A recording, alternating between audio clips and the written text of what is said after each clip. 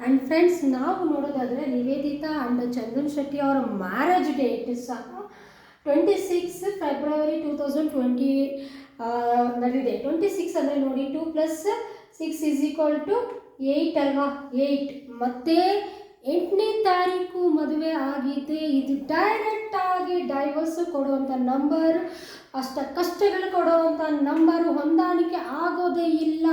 ಈ marriage date is a danger marriage ಡೇಟಲ್ಲಿ ಇದೆ ಫಸ್ಟ್.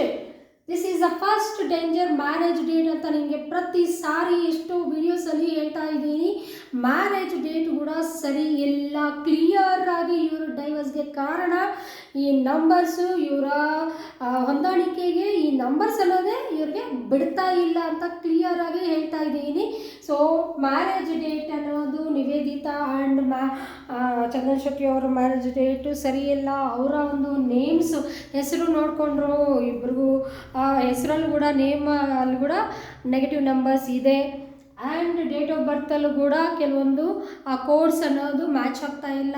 ಎಲ್ಲ ಕಾರಣಗಳಿಂದ ಇವರು ಇವತ್ತು ನಮ್ಮ ಮುಂದೆ ಡೈವರ್ಸ್ ಅನ್ನೋದು ಪಡೆದಿದ್ದಾರೆ. ಓಪನ್ ಆಗಿ ಇವರು ಎಷ್ಟೇ ಕಾರಣಗಳು ಏನೇ ಇಲ್ಲ, ನಾವು ಚೆನ್ನಾಗಿದ್ದೀವಿ, ನಾವು ಒಳ್ಳೆ ಫ್ರೆಂಡ್ಲಿಯಾಗಿ ಇದ್ಕೊಂಡು ಅಂಡರ್ಸ್ಟ್ಯಾಂಡಿಂಗ್ ಮಾಡಿಕೊಂಡು ಇಬ್ಬರು ಪರಸ್ಪರ ಒಪ್ಪಿಕೊಂಡು ನಾವು ಡೈವರ್ಸ್ ತಗೊಂಡಿವಿ ಅಂತ ಪಬ್ಲಿಕ್ಕಲ್ಲಿ ಹೇಳಿದ್ರು. ಎಷ್ಟೇ ಅವ್ರು ಇನ್ನರಲ್ಲಿ ಎಷ್ಟೇ ನಡೆದ್ರು ಅವರು ಬಾಹ್ಯವಾಗಿ ಆಚೆ ಬಂದು ಇದು ಮಾಡ್ತಾಯಿಲ್ಲ. That is a good way. But ಇಲ್ಲಿ ನೀವು ಅರ್ಥ ಮಾಡ್ಕೋಬೇಕಿರೋದು ಒಂದೇ, ಮ್ಯಾರೇಜ್ ಡೇಟ್ 8ನೇ ತಾರೀಕಾಗಿರ್ಬೋದು, 4ನೇ ತಾರೀಕಾಗಿರ್ಬೋದು, 2ನೇ ತಾರೀಕಾಗಿರ್ಬೋದು, ತುಂಬ ತುಂಬ ಡೇಂಜರ್. ಅದು ಮುಖ್ಯವಾಗಿ 8, 7 ಅಂದ್ರೇ ಡೈವರ್ಸ್ ಬರೆದಿಟ್ಕೊಳ್ಳಿ. ತುಂಬಾ ಪ್ರಾಬ್ಲಮ್ಸ್ ಕೊಡುವ ಅಂತ. ಅಥವಾ ಡೈವರ್ಸ್ ಆಗಿಲ್ಲ ಅಂದ್ಕೊಳ್ಳಿ, ಮತ್ತೆ ನಿಮಗೆ ತುಂಬ ಕಷ್ಟಗಳು ಕೊಡುತ್ತೆ. ನೀವು ಅನ್ಕೋಬೋದು 8ನೇ ತಾರೀಕು, 26ನೇ ತಾರೀಕು ಅಥವಾ 17ನೇ ತಾರೀಕು ಮದುವೆ ಆಗಿರೋರು ಈ ಪ್ರಪಂಚದಲ್ಲಿ ತುಂಬ ಜನ ಇದ್ದಾರೆ ಮೇಡಮ್ ಅಂತ ನೀವು ಅಂದರೂ ಸಹ ನಾನು ಒಪ್ಪೋದಿಲ್ಲ. ಅವರಂತೂ ಪ್ರಾಬ್ಲಮ್ಸ್ನ 100ಕ್ಕೆ 5%, 105% ಆರ್ 1000% ಅಂತ ಹೇಳ್ತಾ ಇದ್ದೀನಿ.